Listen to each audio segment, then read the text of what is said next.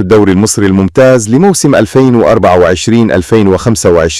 عن مواجهات قوية للنادي الأهلي في مشواره بالدور الأول، حيث يستهل حامل اللقب مشواره بلقاءات تنافسية أمام فرق قامت بتدعيم صفوفها بشكل ملحوظ خلال فترة الانتقالات الصيفية. جدول مباريات الأهلي بالدور الأول: الأهلي ضد مودرن سبورت الجولة الأولى، الأهلي ضد فاركو الجولة الثانية، الأهلي ضد غزل المحلة الجولة الرابعة، الأهلي ضد بيراميدز الجولة الخامسة، الأهلي ضد أنبي الجولة السادسة، الأهلي ضد سيراميكا كليوباترا الجولة السابعة، الأهلي ضد حرس الحدود الجولة الثامنة، الأهلي ضد الزمالك الجولة التاسعة، الأهلي ضد الإسماعيلية الجولة العاشرة،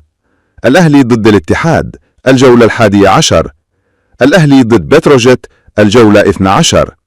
الأهلي ضد المصري الجولة 13، الأهلي ضد الإسماعيلي الجولة 14، الأهلي ضد طلائع الجيش الجولة 15، الأهلي ضد وادي دجلة الجولة 16،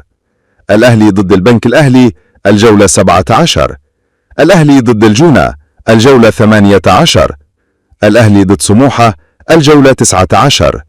الأهلي ضد زد الجولة 20. وسيقام الدوري هذا الموسم بنظام المرحلتين، حيث تلعب المرحلة الأولى بنظام دوري من دور واحد تلتقي فيه جميع الفرق، على أن يتم لاحقا تقسيم الأندية إلى مجموعتين: مجموعة التتويج التي تضم الفرق المتنافسة على اللقب والمراكز المؤهلة للبطولات القارية، مجموعة الهبوط التي تتصارع للبقاء في الدور الممتاز. وجاء تصنيف الأندية في 3 فئات استنادا إلى ترتيبها في الموسم الماضي على النحو التالي: التصنيف الأول: الأهلي، بيراميدز، الزمالك، المصري، البنك الأهلي، سيراميكا كليوباترا، فاركو. التصنيف الثاني: بتروجيت، حرس الحدود، زد، الجونة، طلائع الجيش، أنبي، فيوتشر. التصنيف الثالث: الاتحاد الإسكندري، سموحة، الإسماعيلي، غزل المحلة، المقاولون العرب، وادي دجلة، كهرباء الإسماعيلية. وفي إطار تعزيز الانضباط داخل الملاعب، قررت رابطة الأندية المصرية المحترفة فرض غرامات مالية تصاعدية على اللاعبين عند تلقيهم الإنذارات، حيث تبلغ قيمة الغرامة 1000 جنيه عند الإنذار الأول، وترتفع إلى 2500 جنيه للإنذار الثاني و5000 جنيه للإنذار الثالث.